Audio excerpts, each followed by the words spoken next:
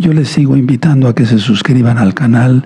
Los que no están suscritos, suscríbanse, denle clic a la campanita para que les lleguen las notificaciones, porque vienen temas muy importantes. Por ejemplo, dentro de 8 días voy a darles el tema de qué significa el eclipse del 17 de febrero. Es un eclipse anular.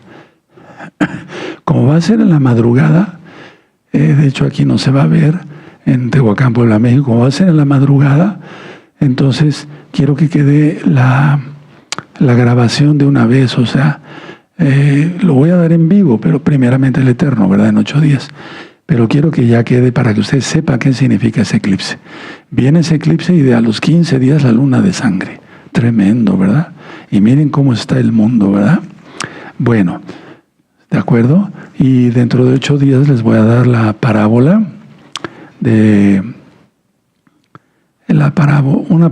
dos parábolas les voy a dar en 8 días. ¿Sí? 2 parábolas. La de la semilla de mostaza, que tiene profundidades, y la de la levadura, dentro de 8 días. ¿De acuerdo? Eso va a ser dentro de 8 días. Bueno, vamos como yo les quiero comentar que descarguen este libro, Estudios de la Torah. Aquí explico qué es el Shabbat, qué son las fiestas, cuál es el nombre del Eterno. Aquí está el código QR para que ustedes escaneen todo el código QR y descarguen todos los libros que puedan. Todos.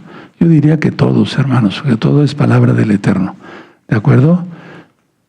Compartan el video, compartan el canal, dale link a la campanita y también pues ponle me gusta, ¿verdad? Vamos a poner el calendario de las fiestas, Roy Luis, por favor. Bueno, ahí está la fiesta de Pesaj. ¿Qué se tiene para ese día? Bueno, hay que hacer arrepentimiento de pecados, apartarse de los pecados, confesar que Yahshua es el Señor, guardar el Shabbat, hacer tevilá, bautismo, inmersión en agua en el nombre de Yahshua HaMashiach. Todos los varones tienen que estar circuncidados. Sí, no lo digo yo, lo dice el mismo Yahweh, el Eterno.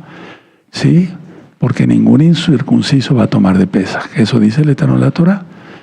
Después el primer Shabbat de Hamatzot al otro día, Bikurín cuando se ofrece la gavilla de cebada, y el segundo Shabbat ahí lo tienen ustedes, ¿de acuerdo? Bueno, muy bien, espero que le hayan sacado una fotografía. Hagan sus comentarios, ya cuando esté subido el video, porque yo oro, créanmelo, sí oro, por todos los comentarios que ponen. Voy leyendo si está enferma su mamá, un hijito, etcétera. Voy orando por ellos, ¿verdad? Ahorita con la voz así, pues no he orado con la voz, he orado con el pensamiento, pero el Eterno sabe los pensamientos, ¿de acuerdo? Bueno, vamos a poner nuestras manitas así. Bendito Padre eterno Yahweh, en el nombre de su don Yahshua Mashiach, mudece por favor cualquier espíritu que no glorifique tu nombre. Queremos oír solamente tu preciosa voz. Seas tú quien ministre, por medio de tu bendito Ruach HaKodesh. Toda Gabá Yahshua Mashiach, Omen, Beomen, y aplaudimos porque es fiesta. Aleluya. Si no me ven muy expresivo, es que tengo que cuidar la voz, no alzarla mucho, no gritar. Bueno, vamos al Salmo 23. Muchos ya nos lo sabemos de memoria, pero por los que no se lo saben, vamos a leerlo. Amén. Yahweh es mi pastor, nada me faltará. En lugares de delicados pasos me hará descansar. Junto a aguas de reposo me pastoreará. Confortará mi alma, me guiará por sendas de justicia por amor de su nombre. Aunque ande en valle de sombra de muerte, no temeré mal alguno, porque tú estarás conmigo. Tu vara y tu cayado me infundirán aliento.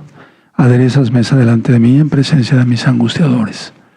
Unges mi cabeza con aceite, mi copa está rebosando. Ciertamente el bien y la rajem, la compasión me seguirán todos los días de mi vida, y en la casa de Yahweh moraré por largos días. En el nombre bendito y poderoso de Yahshua Mashiach, Omen, Beomen. Esto es recta final 168. Prácticamente pongan atención para que compartan el link ahorita mismo, hermanos, amigos, amigas, porque prácticamente no voy a hablar de noticias. Voy a hablar ahorita de Biblia para que tú veas lo que ya está por pasar probablemente en el año 2027. Bueno, vamos a hablar del río Éufrates, pero sobre todo cosas bien profundas de Apocalipsis. Aquí le voy a pedir por la voz que me ayude el amado Roy Luis a mostrarle unas diapositivas y que él me haga favor de leerlas. Amén.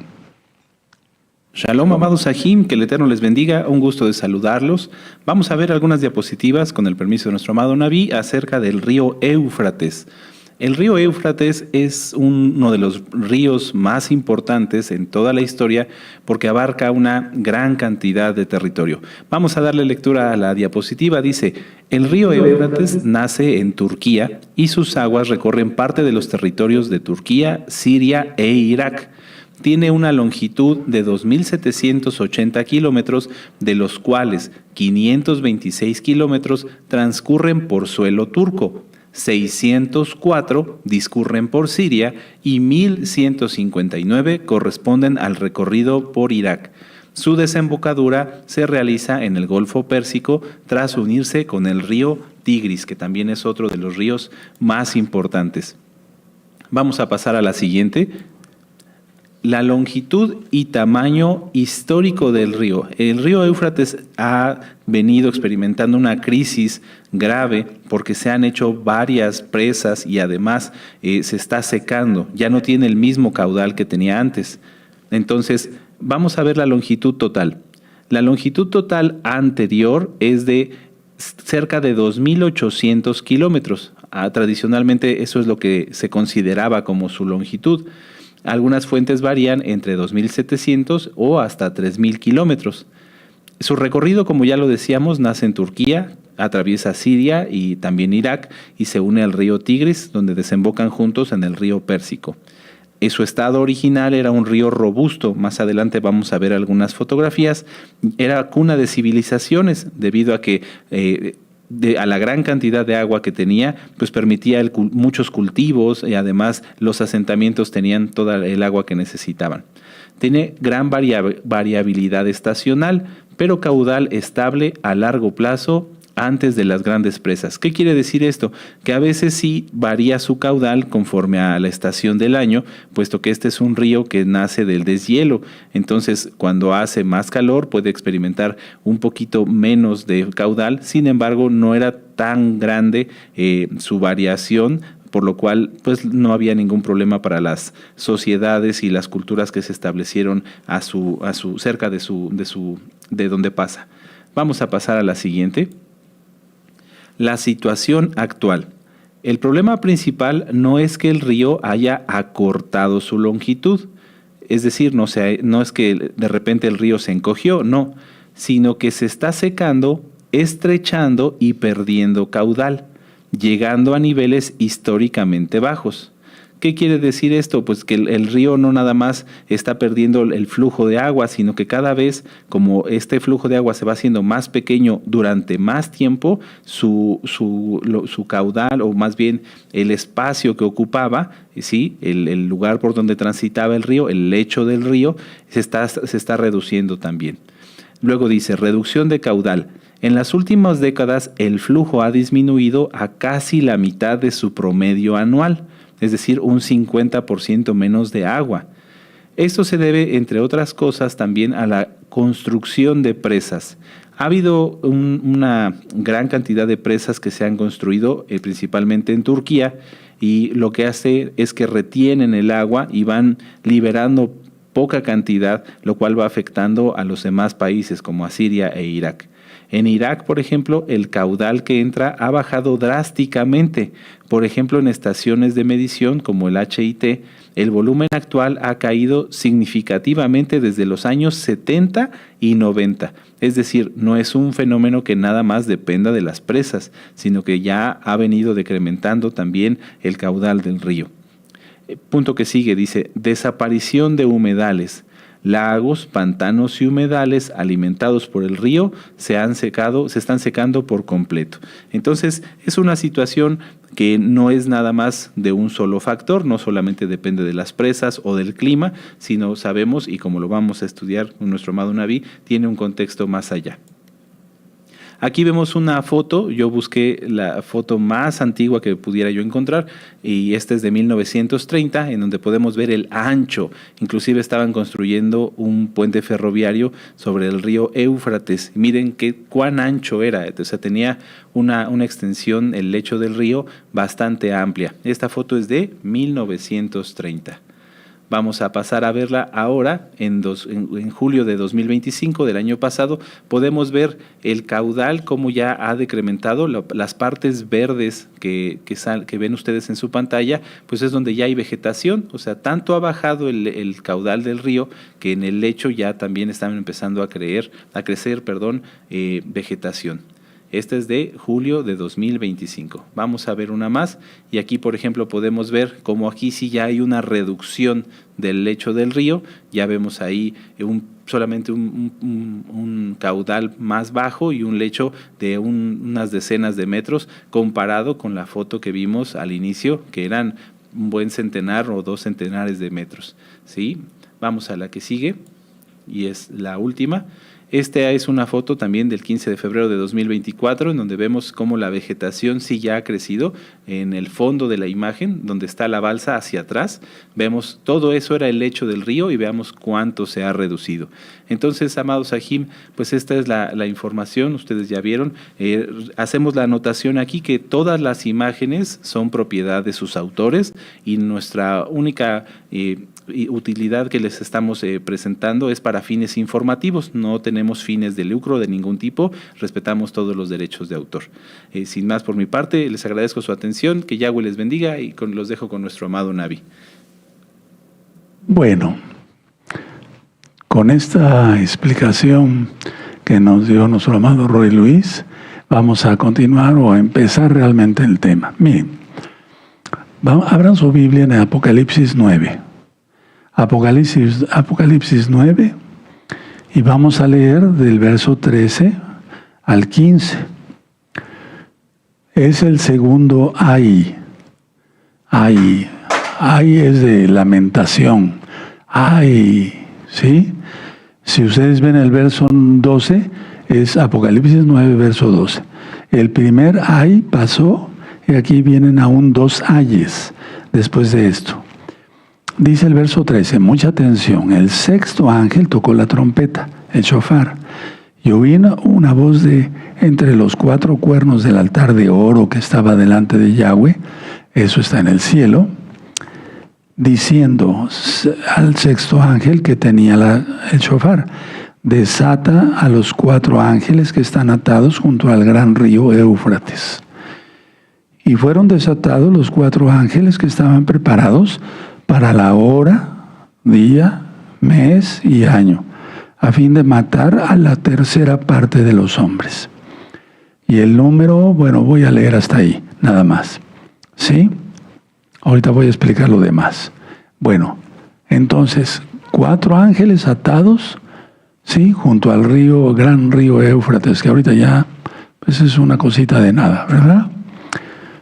El Éufrates, hermanos, marca la frontera entre el pueblo elegido de Yahweh, Israel, y sus enemigos del oriente. Era una especie de división, pero una especie de división, aparte de ser frontera. Ahora, todo esto nos habla lo que dice aquí en la Biblia de precisión divina. Hora, día, mes y año. O sea, subrayando la soberanía de Yahweh sobre el tiempo y el juicio. Todo está en sus benditas manos.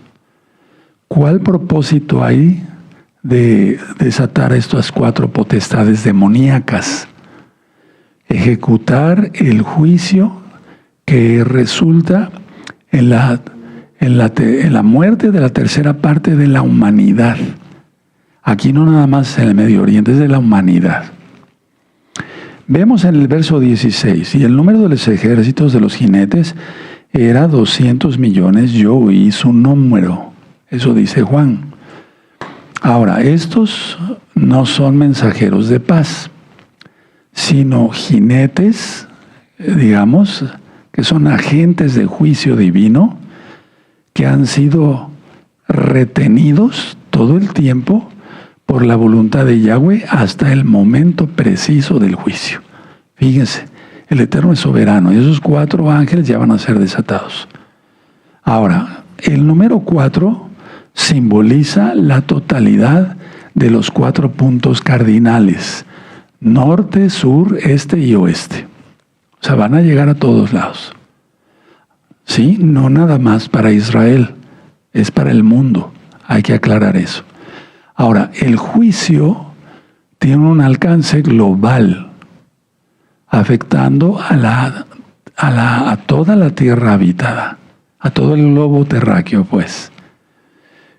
El Éufrates representaba, como ya lo había yo dicho, el límite por donde venían las naciones invasoras, asirias y babilónicas, hacia Israel.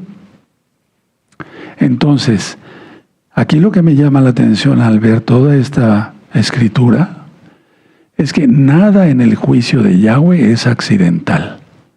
Hay un cronograma, ¿se acuerdan de los cronómetros? Sí. Hay un cronograma divino, exacto, bien programado, soberano de Yahweh. No es un juicio de Yahweh accidental, no. Es bien programado para el juicio de las naciones. Es decir, no confundir como cuando Yahshua viene. Ahorita voy a explicar algunas cosas de diferencia, ¿verdad? Bueno, ahora, hay varios puntos de vista sobre esta lectura. Es una caballería que trasciende. En la época de Juan, él vio caballos. Sí, ahora las guerras ya no son con caballos. Entonces, trasciende lo natural. O sea, este es un ente sugiriendo una naturaleza demoníaca o una guerra tecnológica espiritual sin precedentes. Ahorita voy a aclarar varias cosas. En el tiempo del apóstol Juan, cuando recibe la revelación por medio del ángel que le dio Yahshua Mashiach, un ejército de ese tamaño sería humanamente imposible. Humanamente imposible. Lo que enfatiza es que se trata de una fuerza sobrenatural y una movilización masiva de estos agentes del mal. Ahora, pongan mucha atención. Si no les diera tiempo de ir anotando, en este Shabbat revisen el video que ya se va a subir, primeramente el Eterno. ¿Verdad? Y esto es una guerra de los últimos tiempos. Ahorita vamos a ver, en breve yo se los digo. Miren, vamos a leer lo que dice después, en el verso 17. Así vi en visión los caballos y a sus jinetes, los cuales tenían corazas de fuego, de zafiro y de azufre. Por favor, subrayen eso, porque de eso tiene un contexto netamente escatológico. O sea, profético de los últimos tiempos. Y las cabezas de los caballos eran como cabezas de leones, y de su boca salían fuego, humo y azufre. Por favor, subrayen. Fuego, humo. En primer lugar, subrayen ahí arribita del 17, fuego, zafiro y de azufre. Y luego, fuego, humo y azufre. ¿Sí? ¿De acuerdo? Bueno, ahora, ¿esto qué significa? Ira divina, ira de Yahweh. Pongan un papelito ahí y quiero llevarlos al profeta Isaías. Vamos para el profeta Isaías, hermanos. El profeta Isaías. Aquí el profeta Isaías está hablando de los que se suponía eran los servidores de Yahweh, como eran los Kohanim, mal llamados sacerdotes y demás. ¿Sí? Entonces busquen Isaías 9:15. Ya lo tienen, Isaías 9:15. Voy a esperar tantito mientras subrayo. Bueno, el anciano y venerable de rostro es la cabeza. El profeta que enseña mentira es la cola. ¿Por qué está diciendo esto aquí el Eterno a través del profeta Isaías? Bueno, porque eso significaban los Kuanín que había en aquel entonces. No estaban sirviendo, sí, al Eterno de todo corazón. No estaban sirviendo. Por un lado, tenían la cabeza, pero hacían daño. Tal vez con su lengua, sus pensamientos, etc. Y el profeta que enseña mentira es la cola. Cabeza, cola. Cabeza, cola. ¿Sí? Bueno, ahora vamos otra vez a Apocalipsis. Muy bien. Entonces, dice aquí, en la visión del 17, las corazas son de fuego. ¿Qué significa? Rojo. Anótalo. Porque el fuego en un momento dado se ve amarillo, pero llega un momento que se ve rojo. Zafiro. El zafiro es azul y significa humo. Tú ves el humo, cuando hay un incendio, el humo en un momento dado se llega a ver azul. ¿Sí? Anótenlo porque es importante. Y el azufre es amarillo. Y recordamos el juicio de Sodoma y Gomorra, que cayó azufre. Entonces el juicio va a ser peor todavía, ¿verdad? Ahora, mucha atención. Estos colores coinciden con las plagas que salen de la boca de los caballos. ¿Dónde va a suceder todo esto? Como ya lo vimos en las diapositivas, en el lugar de Babel, es decir, donde empezó la confusión, y algún día voy a hablar de la Torre de Babel, porque hay mucho que aprender, ¿sí? Donde fue, por así decirlo, la cuna de la rebelión. Aquellos personajes mandados por Nimrod, un demonio, Yahshua Mesías le reprenda, quisieron hacer una torre para llegar al cielo. Pero se ha hecho la comparación de cuánto más o menos podía, yo les doy este dato, de medir la Torre de Babel, y medía 11 pisos de un edificio actual. Cualquier torre, como la torre latinoamericana del Distrito Federal, pues mide más que eso. O sea, la gente está loca, ¿no? Pensaban que iban a llegar al cielo, y la intención era quitar a Yahweh del trono y que se sentaran en Roth. Se necesita estar loco, no cabe duda. Bueno, ahora mucha atención. Dice aquí caballos y jinetes. Sí es literal que el caballo, como en el caso de Apocalipsis 19, cuando venga nuestro gran Señor Yahshua Mashiach, va a venir en un caballo. Eso sí, pero voy a hablar ahorita aquí de caballos y jinetes. Tienen cabezas como de leones. ¿Qué significa eso? Simbolizando la ferocidad y el poder devorador. Vayan anotando. Y si no les da tiempo, revísenlo. ¿No dice acaso Pedro que el diablo anda como león rugiente buscando a quien devorar? Bueno, de sus bocas salen fuego, ya vimos, humo y azufre. Las plagas que están o que matan, estas 3 plagas matan a la tercera parte de la humanidad, no de Israel, de la humanidad, incluyendo Israel, pero se refiere a toda la humanidad. Ahora, vamos a ver el 18. Por esas 3 plagas fue muerta la tercera parte de los hombres, por el fuego, el humo y el azufre. Fíjate muy bien cómo vuelve a resaltar el apóstol: fuego, sí, humo y azufre que salían de su boca. Pero fíjense cómo dice el 19, por lo que leímos en Isaías 9:15. Pues el poder de los caballos estaba en su boca y en sus colas, porque sus colas, semejantes a serpientes, tenían cabezas y con ellas dañaban. Y vimos que se refiere aquí, en el aspecto de Isaías, en el profeta Isaías, a la mentira.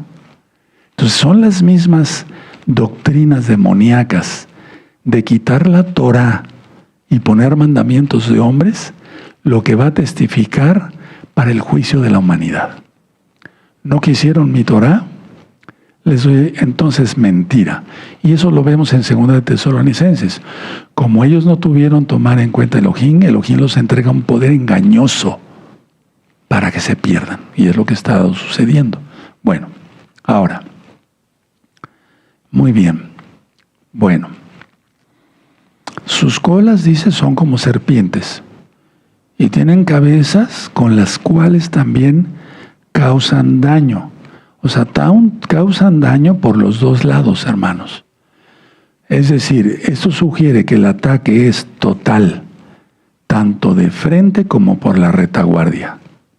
No va a haber salvación, para nada, para la tercera parte de la humanidad, cuando Yahweh suelte ese juicio.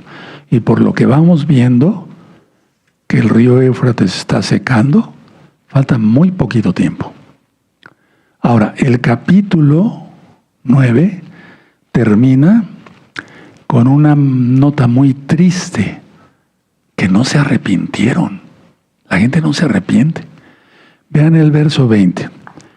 Y los otros hombres que no fueron muertos con estas plagas, o sea, los que queden vivos, ni aun así se arrepintieron de las obras de sus manos, ni dejaron de adorar a los demonios y a las imágenes de oro, de plata, de bronce, de piedra y de madera, las cuales no pueden ver, ni oír, ni andar. Y eso te remite al Salmo 115. 21. Y no se arrepintieron de sus homicidios, abortos, matar a la gente, lo que pienses, ¿verdad? Ni de sus hechicerías, la hechicería sigue existiendo por los espíritus de Jezabel, ni de su fornicación. La fornicación está todo lo que da, hermanos. Ni de sus hurtos. Vamos a suponer que no es un ladrón de bancos como en la época de los cowboys, ¿no? Vamos a suponer. No, pero las turanerías. Cuidado, cuidado. Yahweh está avisando, y lo digo humildemente a través de mí, santidad total. Hasta el último centavo que sea honrado el que llevemos a casa. Porque si no, se mete maldición al hogar. Ahora, mucha atención. Existe una conexión directa de la sexta trompeta, que es esta, que leímos en el verso 13, con la sexta copa de la ira. Sexta trompeta, sexta copa. Ahora recordemos lo que ya les ministré. Las trompetas son advertencias que llaman al arrepentimiento. ¿De acuerdo? Es decir, afectan a una tercera parte de la humanidad.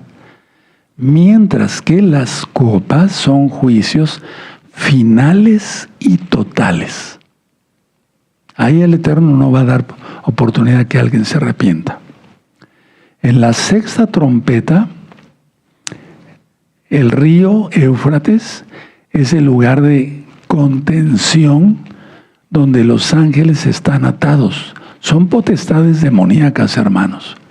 Si un demonio de los más pequeños causa problemas, estas son potestades. Ahora, en la sexta trompeta, el río,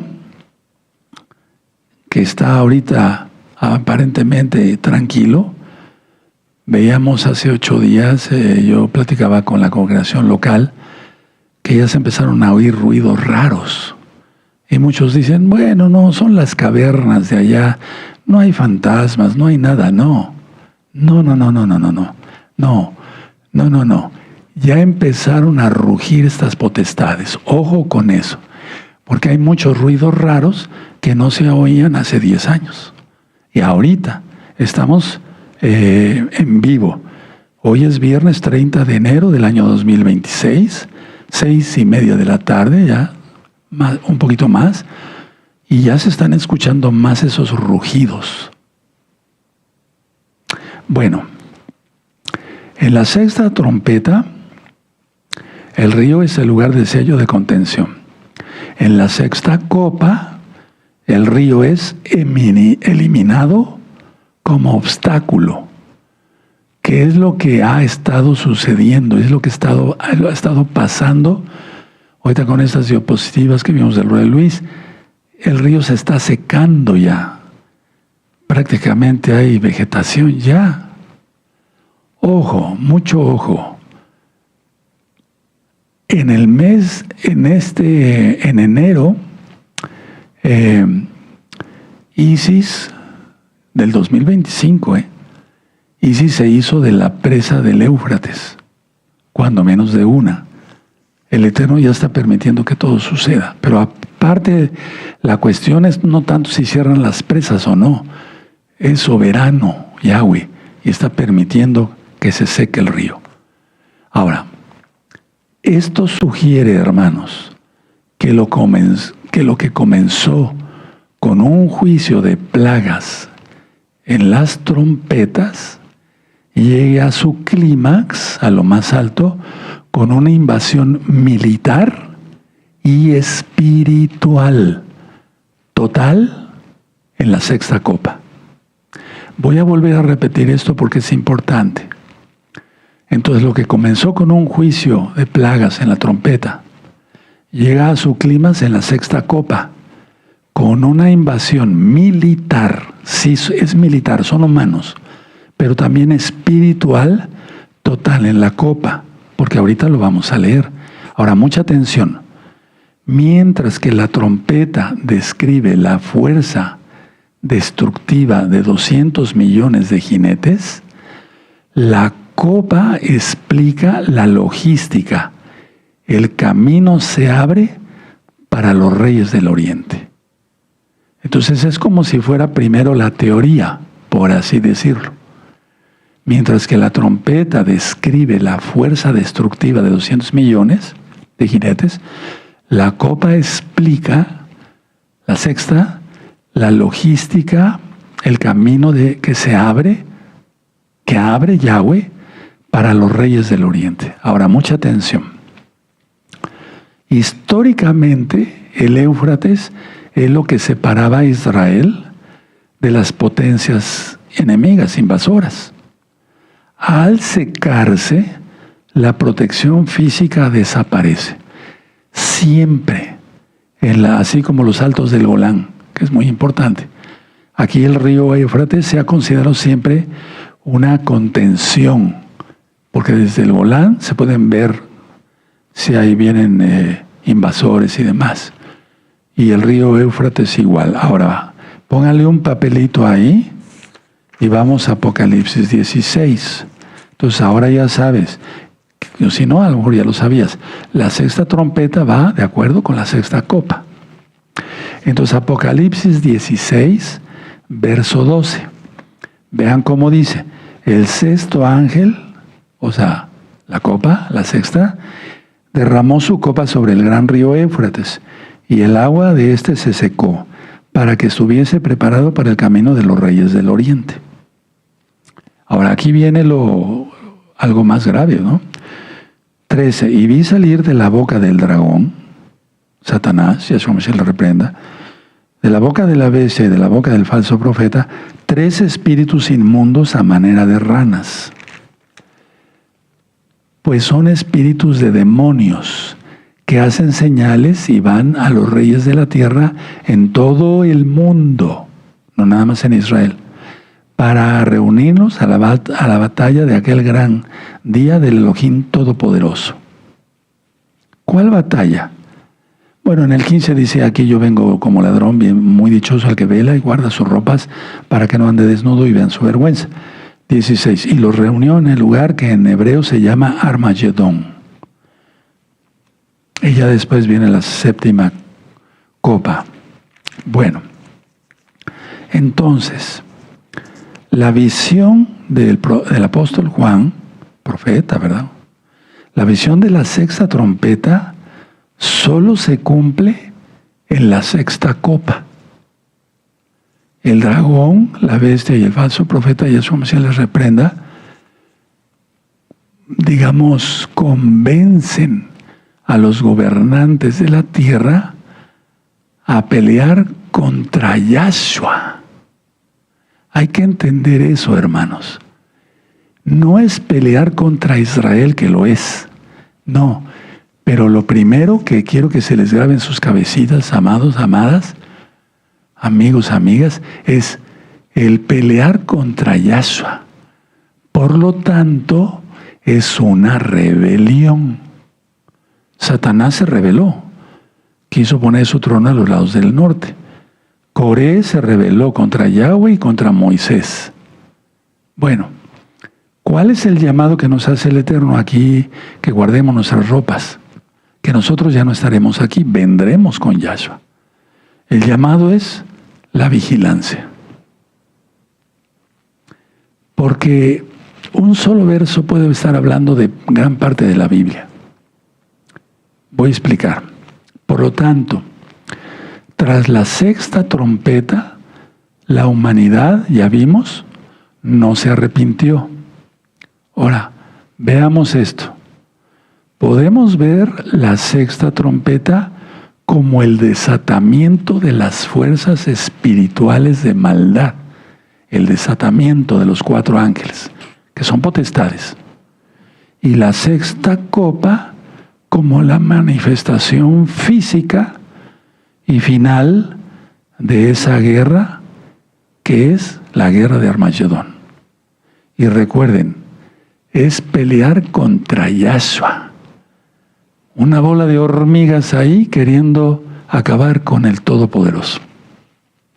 Pero así es el diablo. Y los que le creen. Y los que no guardan Torah. Y los que no guardan Shabbat. Y los que no guardan las fiestas. Y los que no comen kosher. Etcétera. Los que guardan el domingo en lugar del Shabbat. Hablo claro. Con toda la autoridad que el Eterno da a sus hijos, a sus siervos. Bueno. Esta manifestación física, como que es la manifestación de la guerra de Armagedón, pues es importante porque la hemos estudiado desde hace mucho tiempo, pero ahorita le vamos a entender mejor. Ahora, mucha atención. En ambos casos, el Éufrates actúa como el centro del conflicto final entre el bien y el mal. No se va a desatar, hermanos, pongan atención, no se va a desatar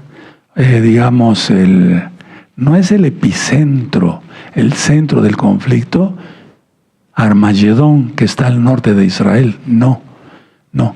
El centro del conflicto final entre el bien y el mal se desata en lo que acabamos de ver en las diapositivas, en el río Éufrates. Tomen nota. Ahora, escuchen muy bien. La séptima trompeta, la séptima, no la sexta, la séptima, es el punto culminante del plan de Yahweh. Es el punto culminante del plan de Yahweh. Marca esa séptima trompeta un cambio de era. Por eso vengo ministrándoles así lo más que puedo yo en orden. ¿Sí? El fin del dominio humano y el inicio del reino de Yahshua. Entonces, a ver, vamos a ver Apocalipsis. Estábamos en Apocalipsis 16, ¿verdad? Entonces vamos a ver aquí Apocalipsis 16 y el verso 17. ¿Ya lo tienen? El séptimo ángel derramó su copa. Perdón, esto ya es la copa. Y salió una gran voz del templo diciendo del trono, diciendo, hecho está. Bueno, ahora, quiero comentarles algo. Vamos a Apocalipsis 11 antes de que se me olvide. Miren, Apocalipsis 11, verso 15 al 19. 15 al 19. Cuando el séptimo ángel toque el shofar, entonces va a suceder esto, porque aquí estamos, digamos, es que no es un libro cronológico al 100% Apocalipsis. Entonces se va a desarrollar lo que dice aquí, vean, dice el 15, ¿verdad? Es Apocalipsis 11, verso 15. El séptimo ángel tocó el shofar, y hubo grandes voces en el cielo que decían: los reinos del mundo han venido a ser de nuestro Adón y de su Mashiach, Yahshua, y él reinará por los siglos de los siglos. A ver, vamos a entender que aquí todavía no se derraman las copas, hermanos. Por eso siempre he dicho, basado en la Biblia, con muchas citas que ya tienen ustedes, que hay un natsal primero, hay un arrebatamiento, pero lo correcto es natsal. Bueno, entonces, a ver, toca el shofar, el séptimo ángel, y no hay, digamos, un juicio directo, aunque están incluidas las 7 copas. Pero bien, fíjense muy bien, el séptimo ángel tocó el shofar, y no dice, y hubo granizo con fuego. No. Dice, y hubo grandes voces en el cielo que decían: los reinos del mundo han venido a ser de nuestro Adón y de su Mashiach, y él reinará por los siglos de los siglos. 16. Y los 24 ancianos que estaban sentados delante de Yahweh en sus tronos se postraron sobre sus rostros y adoraron a Elohim, a Yahweh, Yahshua. 17. Diciendo: te damos gracias, Señor Elohim Todopoderoso, el que eres, el que eras y el que ha de venir, porque has tomado tu gran poder y has reinado. Y aquí ponle en el 18 arriba, ponle Natsal. Ahora, muchos han confundido que hasta que se desarrolle la séptima trompeta nos vamos. Pero es que eso ya sucedió, por si no nos estuviéramos ya en el cielo. 18. Y se airaron las naciones, y tu ira, las copas, que van a venir, ha venido, y el tiempo de juzgar a los muertos y de dar el galardón a tus siervos los profetas, a los santos y a los que temen tu nombre, a los pequeños y a los grandes, y de destruir a los que destruyen la tierra. Con las copas de la ira. Voy a seguir leyendo.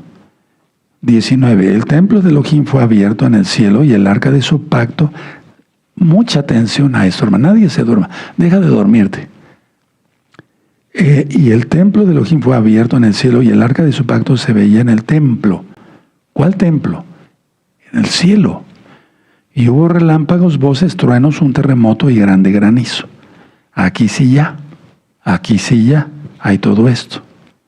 Ahora, mucha atención.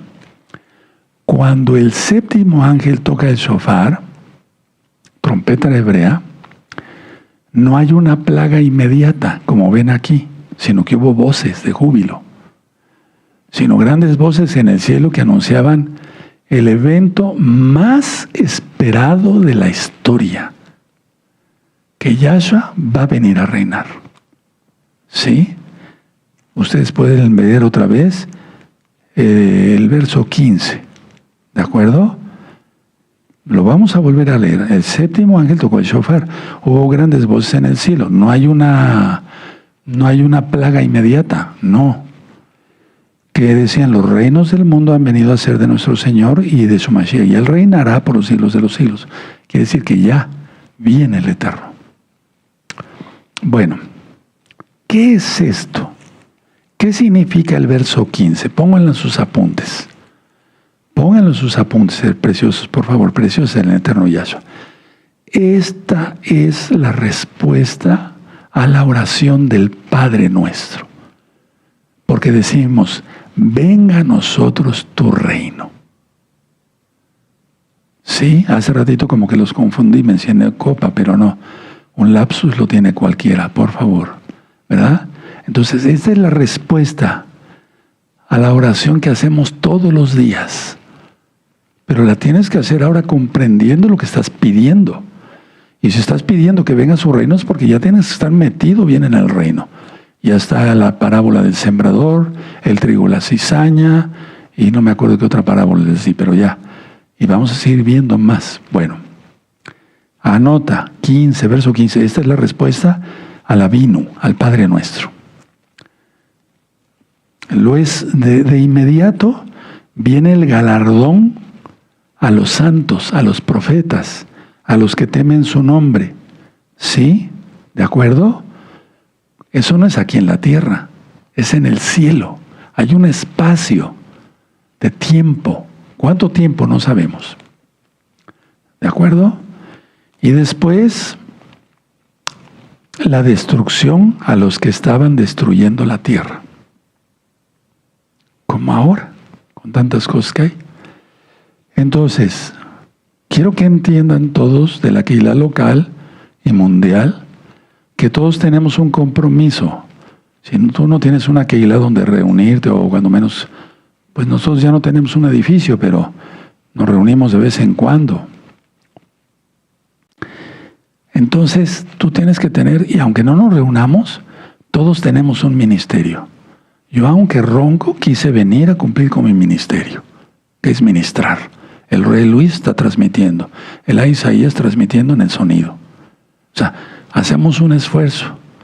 Los que hacen el pan, etcétera, etcétera, etcétera. Ustedes me entienden, ¿verdad? Todos tenemos un ministerio, tenemos que cumplirlo. Si no, serías un inútil. Y ni pienses que vas a estar en el reino. Si no serviste en una parte del reino que es la Keilah, y voy a estar hablando más de la Keilah, que vas a subir al cielo con Yahshua. Que quede claro esto. Muchos dicen, no puedo ir, tengo mucho trabajo. Yo también tengo mucho trabajo, pero para eso es Shabbat. Bueno, bueno, yo tengo que hacer mis temas fuera de mi trabajo secular. Tengo que poner un esfuerzo, un extra. Todos debemos estar enamorados de Yahshua. Ahora, fíjense muy bien algo que les voy a ministrar. Nadie se distraiga. Apocalipsis 11, verso 19. Ya lo leímos, pero vamos a volverlo a leer. Y el templo de Yahweh fue abierto en el cielo. Y el arca de su pacto, no la que hizo Moisés, eso fue una copia y no barata. La ordenó Yahweh. Ahorita vamos a esa cita. Se veía en el templo y hubo relámpagos, voces, truenos y un terremoto y grande granizo.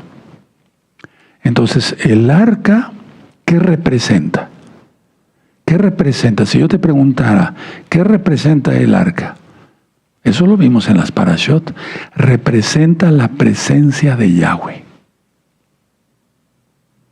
Y en este caso, Juan, el apóstol, el profeta, vio la visión, valga la redundancia, porque representa el arca la presencia de Yahweh y su fidelidad a de sus promesas hechas.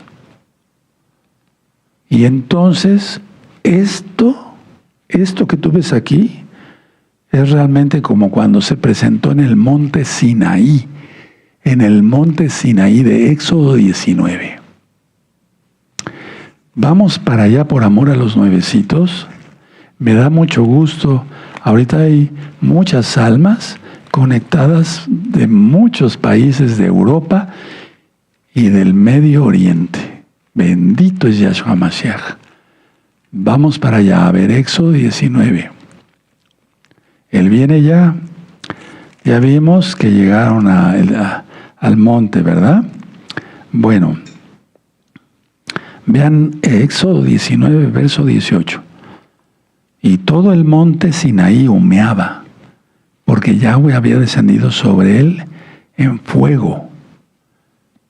¿Te suena eso? Lo acabamos de leer. El Eterno va a permitir que todos esos demonios y militares utilicen fuego. El humo, ahí está, subía como el humo de un horno. Y todo el monte se estremecía en gran manera, pues era un terremoto. El sonido del shofar iba en aumento, aumentando en extremo. Moshe hablaba y Elohim le respondía con voz tronante. Es lo mismo. Vamos a Apocalipsis otra vez. Entonces, la escatología es algo que me ha llamado mucho desde muy jovencito, los últimos tiempos, porque encuentra uno muchas cosas y eso nos da consuelo. Bueno, entonces el arca representa la presencia de Yahweh y su fidelidad. Él no es como nosotros. Él ha hecho promesas a los hijos de Israel y a aquel que se injerte a Israel, Romanos 11, y cumpla sus mandamientos, no los de hombres. ¿Verdad? ¿De acuerdo? Bueno, entonces, esto precede a la manifestación de Yahweh. Relámpagos, voces, truenos, terremoto, grande granizo, etc. Ahora, la sexta trompeta, si ustedes ven aquí en Apocalipsis 11, verso 14, el segundo ay pasó.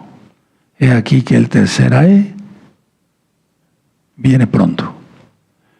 Miren, hermanos, ahorita hay amenazas de que si Estados Unidos ataca a Irán y Irán ataca a Israel, que China, que Rusia, y como que va lento, ¿no?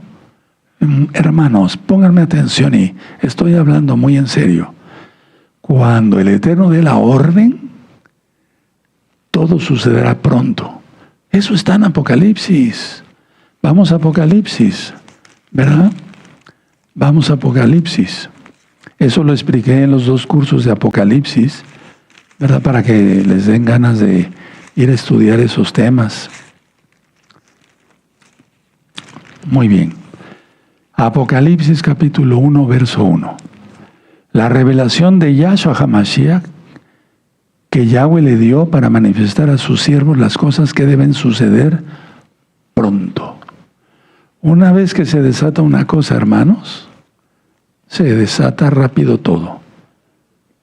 A muchos ya se les olvidó, pero ya pasamos una pandemia. A muchos ya se les olvidó del 2020 para acá. Esto va rapidísimo, hermanos. Perdón por el tronador de dedos, pero no tengo otra forma de expresarme. Entonces, a ver, la séptima trompeta anuncia el reino de Yahweh en la tierra. Es Yahshua. En el tercer ay, porque contiene dentro de sí las 7 copas de la ira. O sea, la séptima trompeta no es una plaga directa e inmediata, decía yo, sino que hay voces, hay júbilo. Yahshua va a reinar, reina ya. Y entonces, la séptima trompeta, es decir, en la séptima trompeta abre los 7 juicios finales que terminarán de limpiar la tierra perdida y pecadora, para que el reino de Yahshua HaMashiach pueda establecerse plenamente. Anoten todo eso y si no les dio tiempo mañana, ¿verdad? Bueno, es decir que en el tercer ay contiene las 7 copas de la ira. Ahora, quiero hablarles algo del arca. Miren, Juan vio el arca, ¿verdad que lo vimos? Sí. Y vio el arca en medio del caos.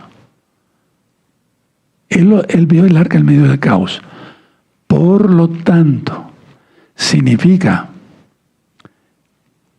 que el símbolo de su pacto, por eso se llama arca de la alianza, pactos, alianza, pacto, entre Yahweh y su pueblo, Él no se ha olvidado de sus promesas.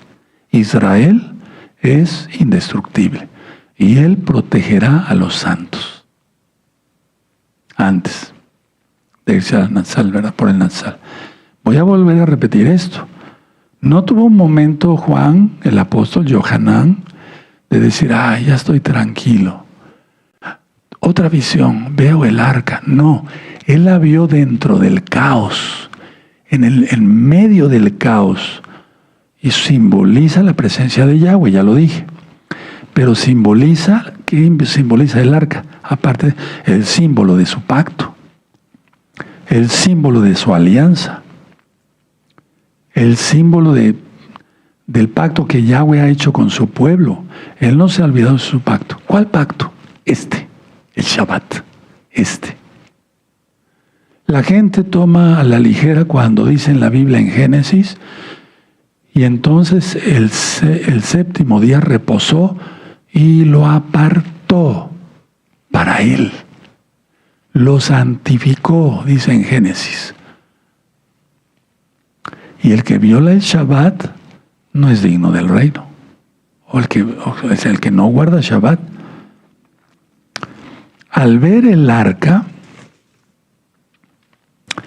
digamos,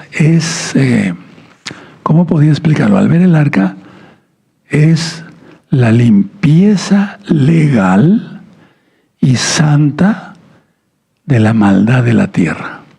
Eso es el ver el arca. Los que pasen vivos al milenio estarán protegidos. Eso ya lo hemos visto. Hay un grupo, nos vamos en el Natsal, por su inmensa compasión, no por nuestros méritos. Hay otro grupo que todavía no sabe que guardar Shabbat y eso, pero vivirán. ¿Cómo se van a enterar? Con los millones y millones y millones de libros en varios idiomas que están esparcidos en todo el mundo, tal vez arriba del refrigerador, en una cómoda o hasta en el piso. Tremendo. Pero en aquel entonces toda esa gente tomará eso y dirá, ¿qué hice? Porque el Ruach HaKodesh va a actuar, y fuerte. El Ruach HaKodesh no es el que detiene a la Keilah en la tierra. Ya vimos que el que es quitado es Miguel, el Malaj. Daniel 12, verso 1. Págame el micrófono, por favor.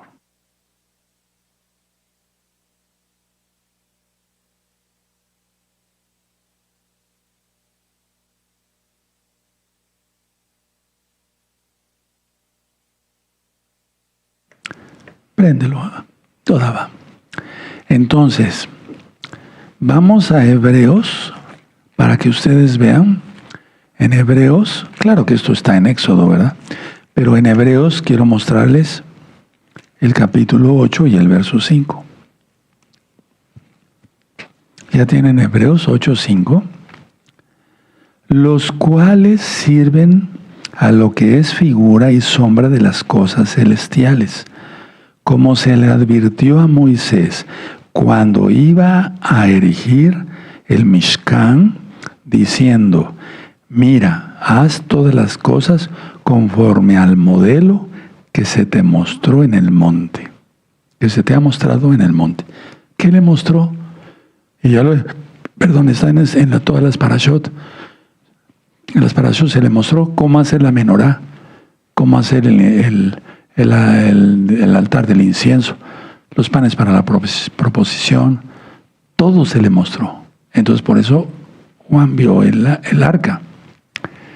El arca que hizo Moisés era, por así decirlo, una copia, ya dije, no barata, era una copia del arca celestial. Y Juan, el apóstol, vio la original, en medio del caos, que no se les olvide, hermanos, hermanas. Por lo tanto, esto indica que la promesa de Yahweh, quien es Yahshua HaMashiach, se va a manifestar plenamente en la tierra. ¿Cómo es eso? Miren, el mundo ha rechazado la ley, la Torah de Yahweh, quien es Yahshua. Ha rechazado su bendita Torah porque Yahshua es la palabra de Yahweh, encarnado. Por lo tanto, su aparición, pongan atención, su aparición en el juicio final, cuando vayan a ser lanzadas las 7 copas, su aparición en el juicio final sirve como un recordatorio de la norma por la cual el mundo está siendo juzgado. El Eterno es precioso. Él le va a mostrar no solamente, le mostró a Juan, pero va a mostrar a todos los que estén en la tierra el arca. mira, aquí están mis mandamientos, mis 10 mandamientos. El cuarto no es santificarás las fiestas del catecismo católico romano, es el Shabbat. Entonces, el hecho de que aparezca el arca bendita del cielo durante el caos va a servir como un recordatorio de la norma que debería de seguir toda la gente y que no lo hizo. Y por lo cual el mundo está siendo juzgado fuertemente. Por así decirlo, hermanos, el arca aparece como testigo de la justicia del castigo, porque Él es justo. Ahora, lo que sucede inmediatamente, aquí estábamos en Apocalipsis 11, aunque muchas veces no es cronológico, lo que sucede inmediatamente es después de ver el arca. Juan vio a una mujer, eso ya lo he ministrado, que significa Israel, es la constelación Betula, Virgo. ¿Sí? Y vio un dragón escarlata, eso ya está explicado en Apocalipsis. El arca representa el reino de Yahshua, ya lo vimos. El dragón representa el intento de Satanás, Yahshua Mashiach le reprenda, para destruir ese reino. Por eso he explicado que la batalla de Armagedón no es tanto, una parte es para destruir, tratar de destruir a Israel, pero no es tanto eso. Yo diría que eso es un 5%, hermanos. El 95% de la batalla de Armagedón es para pelear contra Yahshua y evitar que pueda aterrizar y poner su reino. Imagínense. Ya vamos entendiendo, ¿verdad? ¿Sí? Bueno, entonces, siempre ha intentado contigo y contigo y contigo que no te quieres arrepentir bien de tus pecados, que no si quieres salir de Babilonia, de Egipto, de Roma, ¿verdad? Está intentando que no te le vayas de las garras para que el que siga reinando en tu corazón sea Satanás y no Yahshua. No veas las cosas como, sí, esto sucedió y sucede y va a suceder. No. Hay que aplicárselo a uno. Ahora, por lo tanto, el plan de Yahweh es invencible. Ahora, hago una aclaración. Vamos a Apocalipsis 9. En Apocalipsis 9, verso 1, es que salen demonios del pozo del abismo. Hago la aclaración, no va a salir ningún ser humano del abismo, porque en el abismo no hay humanos, hay demonios. Estaba el seno de Abraham, el abismo y el infierno. El seno de Abraham ya no existe, porque él se llevó cautiva la cautividad. ¿Sí? Está en Efesios. Bueno. Entonces todos los salvos del antiguo pacto, sí, van a volver a tomar sus cuerpos. Bueno, pero no quiero entrar en detalles. En el abismo hay puros demonios. Y en el infierno están los no salvos, pero hay demonios.